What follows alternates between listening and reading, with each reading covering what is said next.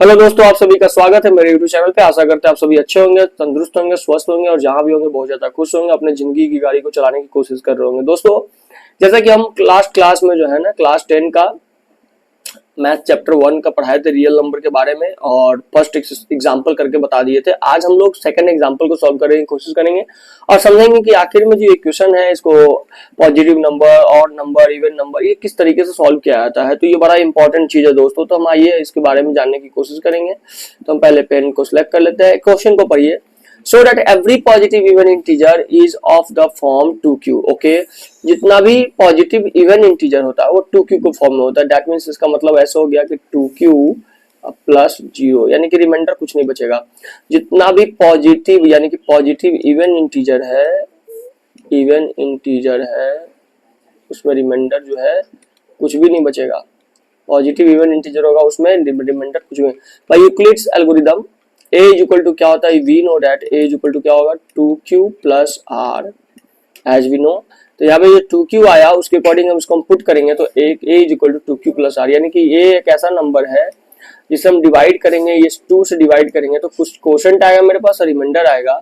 और क्योंकि सिर्फ 2q है तो यानी कि रिमाइंडर हमारे पास 0 आएगा। ओके, कोई बात नहीं है। तो चलिए यहाँ पर क्या है कि जो हमारा q है दोस्तों, ये q उसको बहुत इंपॉर्टेंटली समझना पड़ेगा क्योंकि रिमाइंडर तो कुछ बचा ही नहीं है। तो q जो होगा वो बड़ा होगा या बराबर होगा किससे, 0। या तो 0 आया होगा, ये q क्या आया होगा, या तो 0 आया होगा या 0 से बड़ा होगा। और r क्या होगा, r हमें हमारा यहाँ पर बिल्कुल क्लियर है कि वो क्या है, 0 है या 1 होगा। r क्या होगा हमारा, 0 होगा या 1 होगा, इस बात को समझना पड़ेगा। तो अब देखिए यहाँ पर 2 है ना, तो जो रिमाइंडर होगा वो इस 2 से छोटा होगा। रिमाइंडर जो होगा वो 2 से छोटा होगा क्योंकि ये 2 जो है वो डिवाइजर है। 2 क्या है, ये डिवाइजर। देखिए जो एक ये फॉर्मेशन बना है, ये डिविडेंड है, ये डिवाइजर है, ये क्वोशंट है और ये रिमाइंडर है। तो यहाँ पर देख सकते हैं हम लोग, हमें यहाँ पर अगर 2q लिखा हुआ है देखिए तो ये हमको पता चल गया है कि ये हमारा क्या डिविडेंड है और ये हमारा डिवाइजर, ये क्वोशंट और ये रिमाइंडर। तो एज वी नो कि हमारे पास 2q आया है, इसका मतलब ये हमारा डिवाइजर है। तो जो रिमाइंडर होता है ना दोस्तों वो डिवाइजर से छोटा होता है, तो 2 के नीचे कौन कौन सा नंबर आएगा, 2 के नीचे आएगा। तो हमारा जो r है यहाँ पे हम ऐसे लिख देते क्लियरली कि 0 से बड़ा या बराबर होगा r और 2 से छोटा होगा। इसको बहुत ही अच्छे से समझ में आ गया होगा। इसका मतलब हमारा r जो होगा वो क्या होगा, 0 होगा और 1 होगा। ठीक है, ये बहुत ही क्लियर हो गया। तो इस तरीके से अब हम इसको लिख सकते हैं। पहला वाले में अगर हमारा r if when r is equal to 0 then a is equal to क्या हो जाएगा 2q प्लस r, यानी कि 2q का 2q रह जाएगा और प्लस 0। ठीक है, when r is equal to 1 होगा तो a is equal to हो जाएगा 2q प्लस r। तो यहाँ पर हम लोग आराम से इसको 2q प्लस 1 लिख देंगे। तो क्या हुआ कि अब if a is of the form of 2q, a अगर 2q के फॉर्म में है then a is an even integer. अगर इस रूप में है तो इवन इंटीजर है, बट अगर 2q प्लस 1 के फॉर्म में है तो आपको ही पता होगा अगर ये इवन है तो यू नो दैट कि इवन में जैसी 1 ऐड कर देंगे तो क्या बन जाता है, ऑड। हो गया बात क्लियर। तो 2q में 1 ऐड हो गया तो ये ऑड हो गया। तो इस तरीके से हम कह सकते हैं कि ये जो है ना एक पॉजिटिव इंटीजर या तो इवन भी हो सकता है और ऑड भी हो सकता है अगर इसमें ऐसा 2q प्लस 1 के फॉर्म में आता है। तो दोस्तों ये आपको समझ में आएगा। इससे आप ज्यादा भी 8वीं पर देखेंगे 3q 4q 5q।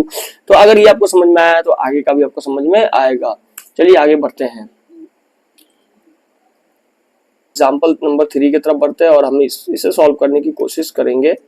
बहुत इंटरेस्टिंग चीज है कि so that any positive odd integer is of the form of 4q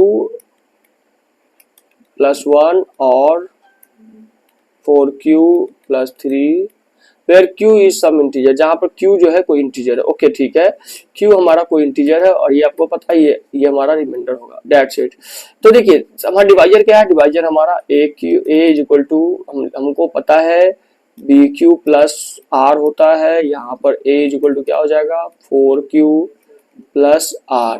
we know that कि यहाँ पर b इज इक्वल टू 4 है, दैट मीन्स कि हमारा जो r होगा यानी कि जो रिमाइंडर होगा वो क्या होगा 0 1 2 और 3 होगा, यानी कि जो रिमाइंडर होगा वो 0 से बड़ा और बराबर होगा।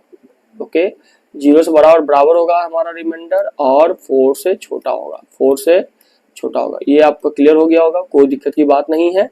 तो अब इस केस में हम क्या कर सकते हैं, यहाँ पे लिखेंगे when r is equal to 0। तो r अगर 0 होगा तो a इज इक्वल टू क्या हो जाएगा, यू नो दैट। तो 0 का तो कोई कहानी है नहीं, बट ठीक है। तो a इज इक्वल टू हो जाएगा 4q, ठीक है। जब r इज इक्वल टू हो जाएगा 1 तो a इज इक्वल टू क्या हो जाएगा 4q प्लस 1। देख सकते हैं आप कितना आसान है। r इज इक्वल टू हो जाएगा 2 तो a इज इक्वल टू हो जाएगा 4q प्लस 2, ठीक है। और r इज इक्वल टू हो जाएगा 3 तो a इज इक्वल टू क्या हो जाएगा 4q प्लस 3। तो इस तरीके से इसको हम आराम से सॉल्व कर दी। अब देखिए यहाँ पर आपको पता चलेगा where q is the quotient. देखिए तो since a is odd, a तो ऑड नंबर है, a मान के चलिए a यहाँ पर दिया गया है कि ये क्या है ऑड पॉजिटिव इंटीजर। ओके, तो a इज ऑड बोला है कि so that any positive odd integer is the form.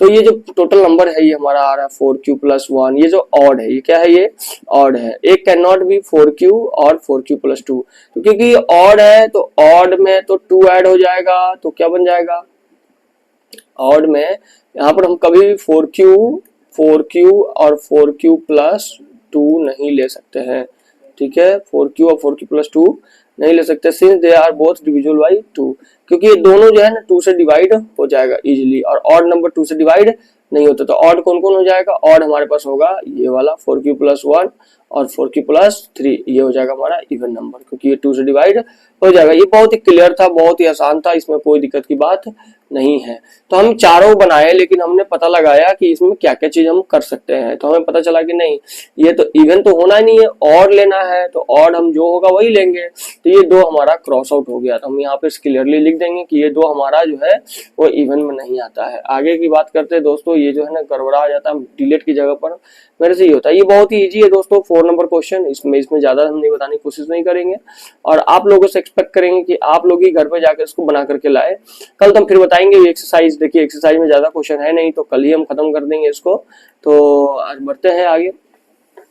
देखिए ये कितना इजी है, 4 नंबर का सॉल्यूशन बहुत ही ज्यादा इजी है। 4 नंबर 4 देखिए क्या है, अ स्वीट सेलर हैज 420 काजू बर्फीज and 130 badam barfis. She wants to stack them in such a way that each stack has the same number। इसमें सब में सेम नंबर है। they take up the last same number, मतलब बहुत ही सिंपल है कि सब में सेम नंबर रखना चाहती है। तो मेरे पास जो टोटल बर्फी होगा और किसी सेल्फ में उसको रखना है तो उसमें कम ही रखाएगा ना, उस स्टैक में कम रखाएगा कि ज्यादा, कम रखाएगा तो हमें एचसीएफ निकालना होगा। तो हम लोग बहुत ही सिंपल से क्या करेंगे, यहाँ पर जिस तरीके से बनाया गया उसी को फॉलो करेंगे। Now let us use Euclid algorithm. तो पहला तो 420 को नंबर मान लेंगे, 420 अब 420 को नंबर मान लेंगे, 420 को डिवाइड करेंगे तो आ जाएगा 130 मल्टीप्लाई 3 प्लस 30। अच्छा ये 130 कहाँ से आया दोस्तों, तो ये 130 और कहीं से नहीं आया, वो हमारा एचसीएफ का दूसरा नंबर है। तो 130 सब इसको डिवाइड किया तो हमारे पास आया क्वोशिएंट 3 और रिमाइंडर 30। अब अगेन 130 को कि आपको पता ही है 130 इज ग्रेटर देन 30, तो we will divide 130 by 4 plus 10। Okay now we understand 30 is greater than 10, मतलब अब जो मेरा डिवाइजर वो क्वोशिएंट रिमाइंडर से बड़ा है, तो again we will divide by 10 into 3 is equal to plus 0।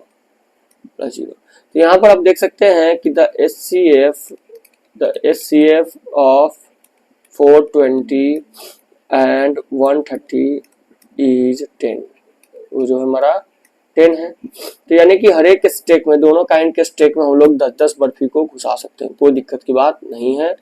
आगे देखिए एक्सरसाइज दोस्तों, आज एक्सरसाइज को शुरू कर देते हैं और आप लोगों को हम कहेंगे कि बनाने के लिए घर पर 1.1 हम इसका पहला क्वेश्चन सॉल्व कर देते हैं। देखिए 135 है। अगेन हम लोग रूल्स को फॉलो करेंगे, फ्रॉम लिक्विड division algorithm we will find the CF. देखिए 225 है, इसको हम लोग 135 से डिवाइड करेंगे, 1 टाइम में 135 आ जाएगा, 0 9। ठीक है दोस्तों, ये बहुत ही सिंपल था। अब यहाँ पे लिख देंगे हम लोग एकदम सिंपल वे में कि 135 225 is equal to 135 multiply 1 plus 90। Is that clear? यहाँ पर अगेन भी लिखेंगे 135 is greater than the 90, then again we will divide from Euclid division algorithm. सब में लिख देंगे ये, देखिए एग्जांपल में दिया हुआ फ्रॉम यूक्लिड डिवीजन एल्गोरिथम। हम लोग अब इसको 135 को डिवाइड करेंगे किससे, 90 से। तो 90 से डिवाइड करने के बाद कितना आएगा, तो 1 टाइम में ही होगा, ठीक है। और उसके बाद 45 जो है रेस्ट बच जाएगा। Again 90 is greater then 45, we will divide 90 divided by 45 multiply to 0। जैसे 0 आ जाएगा हमारा काम यहाँ पर डन हो गया। तो यहाँ पर हम HCF क्या लिख सकते हैं, HCF आ गया हमारा, क्योंकि अब डिवाइड हुआ है, 45 से डिवाइड हो गया तो 45 हमारा दोनों का HCF आ जाएगा। तो इस तरीके से ये सवाल बनेगा और हम उम्मीद करते हैं कि आपने 2 3 बना करके लाएंगे। बाकी क्वेश्चंस कल करेंगे दोस्तों। आज के लिए इतना ही। Thank you so much, have a nice day.